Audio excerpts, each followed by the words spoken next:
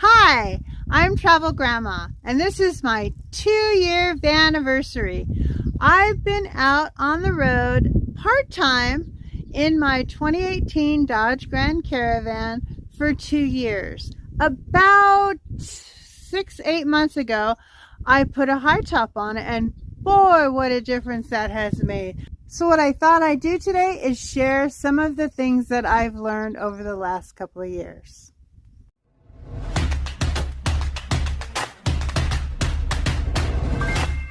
Because you're on the road traveling, you could be going through several different climate changes. So you want to be prepared for that. I carry a very good, warm sleeping bag with me at all times. It could be sunny down below at, let's say, 2,000 feet, and you may be going up to elevations of 7, 8, 9,000 feet, and the weather is going to change. It's going to be cooler up in higher elevations. I think it's a great idea to join AAA. You can get paper maps there with your membership. You can also get triptychs. And what they'll do is you give them the locations where you're going to be going, and they will print you out in their office a whole printout, step by step, turn by turn. Kind of looks like this. I think it's a great deal, and you get, with your service you get towing and all that stuff too, which I think is real important to have that extra security in your back pocket. Water, water, water. You need water wherever you go. Take plenty of water. I fill up my 5-gallon water container before I leave, and I stop several times to fill up my 2 1-gallon water containers as well. Sometimes I may also get a case of water. If I'm going to be going on a lot of hikes, I'll take a case of water with me with smaller water bottles. You know those videos that you see of everybody parked, by a lake, and it looks so pretty? Well, guess what? It's not always going to be like that. In fact, that's a rarity that you're going to find a campsite right on the lake, BLM land, that's free. You may get lucky once in a while, but most of the time, you're going to just drive by, stop for a while, and set up camp elsewhere. This happens to be a pretty nice camp. It's got a fire pit down here. I don't need one since I got this gas one. I'm going to set up my grill in a little bit. But I got a little telescope and a really nice area. Very clear sky tonight, so I'm planning on doing some stargazing, which will be really fun. This is a Forest Service campground. There's a few other campers which I like, but not too close, which is always nice. This location is Marshall Lake in Flagstaff, Arizona. So over these last 2 years, I've had the opportunity to really hone in on where I like to camp. I definitely love national park campgrounds. You can't beat the price, half price with the senior pass. So those are my favorite place to go. You have to plan ahead in order to get a reservation, or you can take a chance and do first come, first serve. Now, another thing about national parks is a lot of times they will have some Forest Service roads or BLM land close by. There's a marvelous one at the south end of the Grand Canyon. Just behind the Grand Hotel, there's a Forest Service road. And I checked that out with some friends of mine that were coming up. Even though I had a campground, I stayed with them for about a week. We had a great time camping there together. So there will be some opportunities like that.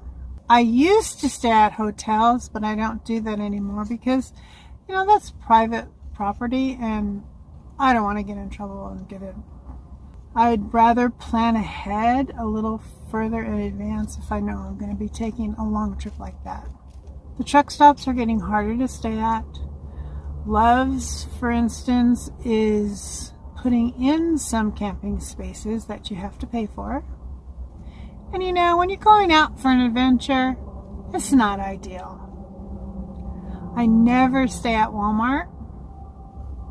Cracker Barrel once in a while if I'm in a city, and I always ask first.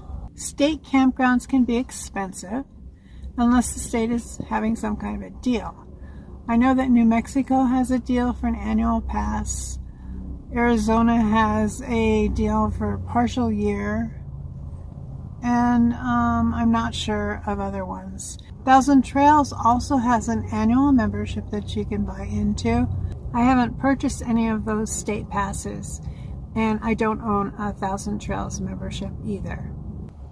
When I'm in an area where there is free camping on BLM land or forest land, I'm pretty particular on where I will stay and how far I will travel. I don't go more than maybe a mile or two on a dirt road to find a campsite. It's just not worth it to me to spend all that time, energy, and gas to stay for free somewhere if there's other availability in the area. And some of those roads can be pretty rough. The other thing is, get yourself some solar lights like this. That's the solar part that you direct up to the sun. And this part, put it under the front of your car, and it's a mouse deterrent, because in the dark, I can't really show you right now because it's light out, but if something goes by, it'll activate the light, and mice and critters don't like light, so it'll scare them away. Highly recommend this. I've had a couple of friends that have had mice problems, and not fun. Just want to set it underneath your car like that. Oh my God, it's like a bloody massacre happened in my car. Also want to show you a couple of books.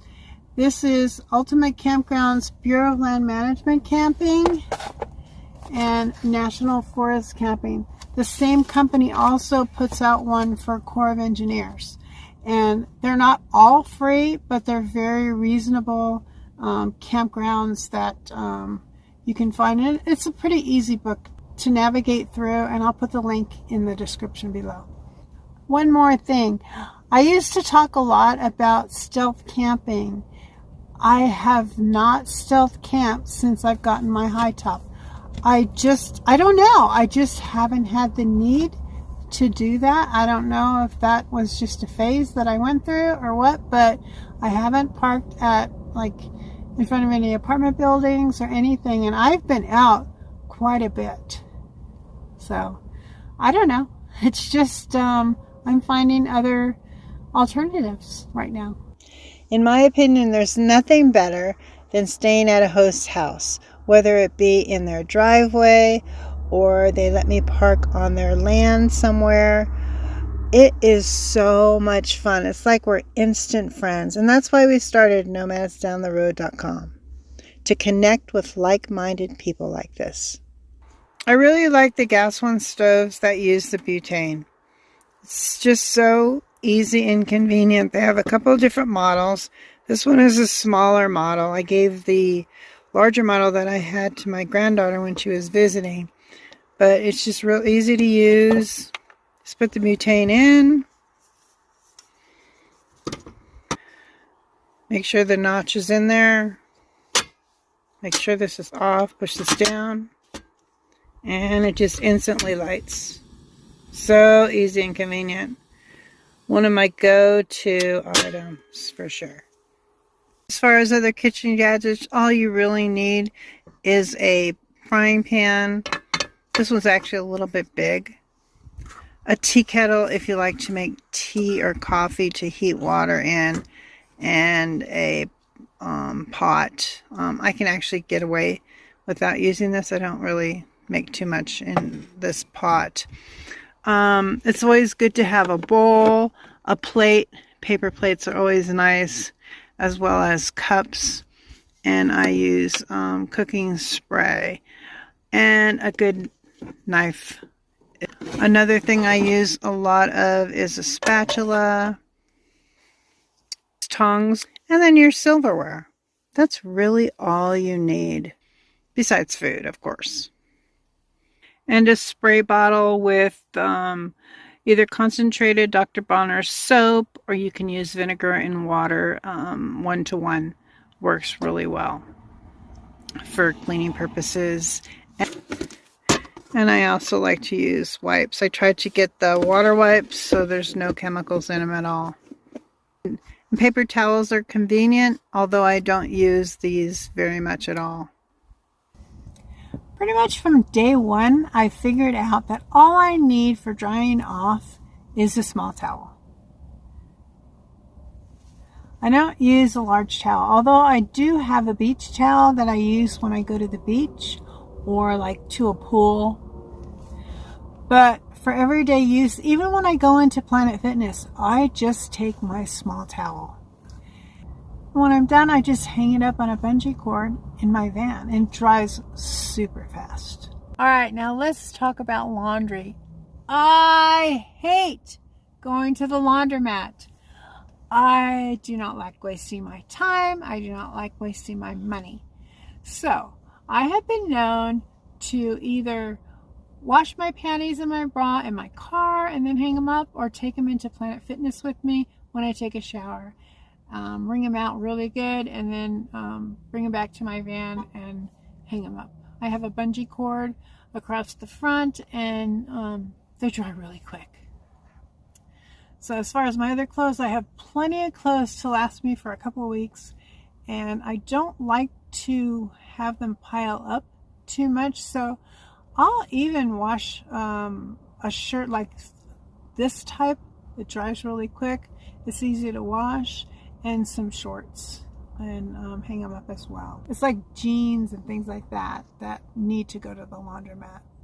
And there's also this saying in van life that goes, wear it, then air it. Just hang it up for a while, and I'll just usually air out pretty well, unless I'm rolling around in the mud. But you know, I have been known to get pretty dirty sometimes at some of these campgrounds. There's a lot of dust. So staying clean is really important.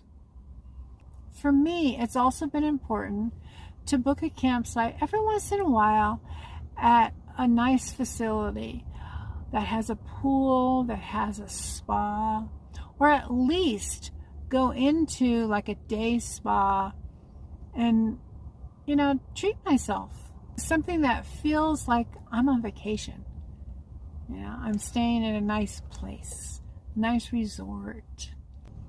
That's just what I like to do every once in a while, and I budget for that. I very rarely find it necessary to eat at a restaurant. I'm not a person that seeks out specialty foods and things like that. And to me, it's a waste of money to go and eat at restaurants all the time. Even every once in a while, I just don't do it. You know, yeah, if I'm with other people and they want to do that, I'll usually order the cheapest thing on the menu. But, you know, I just don't buy into that. And it's expensive, and then you have to leave a tip afterwards.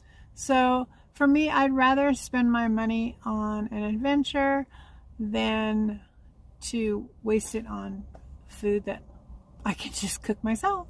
So I think everybody has their priority. The main thing is do the things that are important to you. Things that are important to me may not be important to you. The more you travel, the more you go places, you'll find that out. As far as my power needs, I started out with a kit. I bought the Jackery 1000 with 2 portable solar panels. I think there were 100 watts each.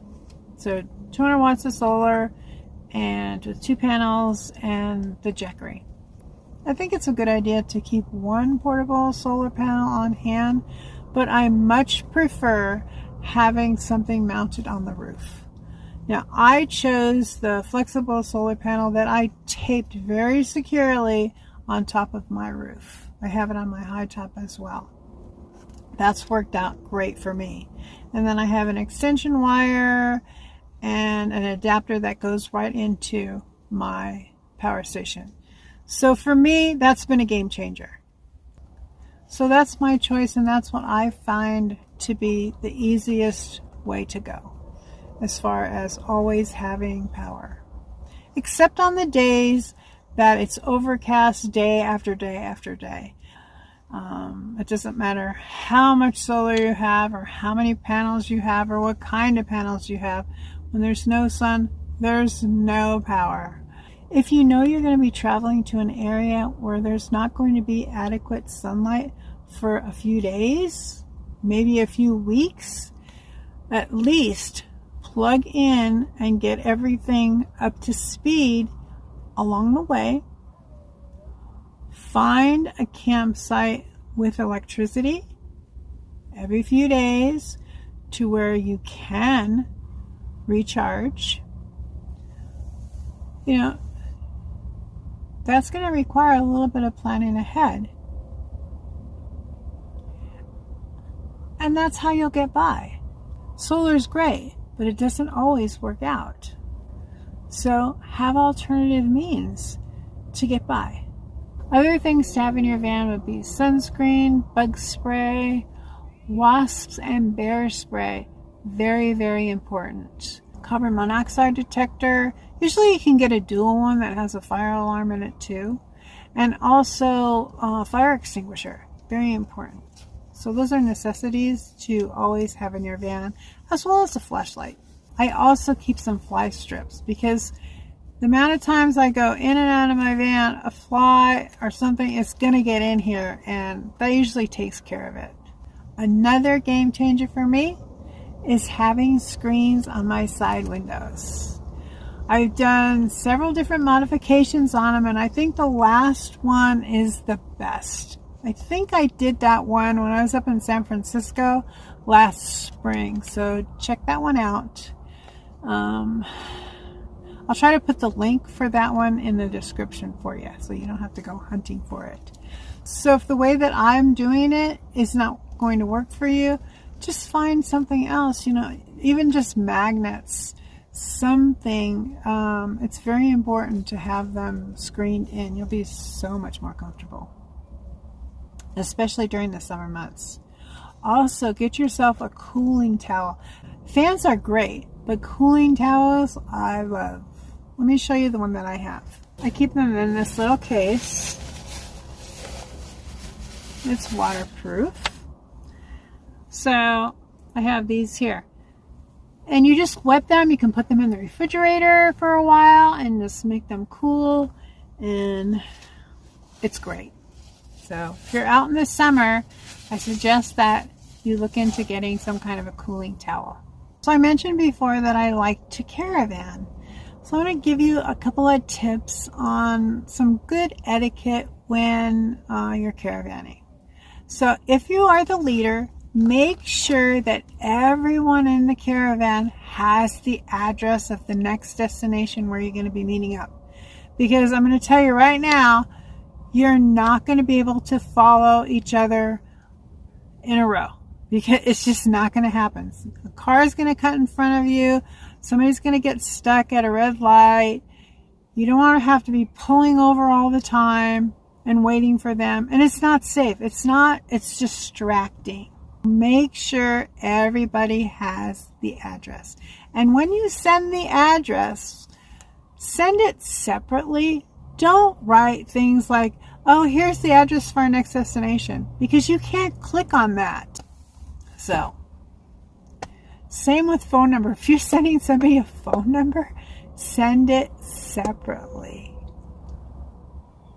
Don't have a bunch of other writing in the same text. Maybe it's just a pet peeve of mine, but I find it real annoying when I don't have the address sent to me as just the address that I can just click on and it'll open up my map program. I also heard that walkie-talkies are good. I don't have one, but I think they could be a good thing, especially if you're traveling in areas where the GPS is not so good. And also have an estimated time of arrival. You know, things can happen along the way. You may have to stop for gas. You may see a market and maybe think, oh, you know what? I better get some water. I'm running low but low. So allow for an estimated time within reason of about a half an hour or so. And then you can start to worry. One last thing, everything gets better with time. So give yourself the time to learn, to explore, and to have fun. Don't rush your travels. See you down the road.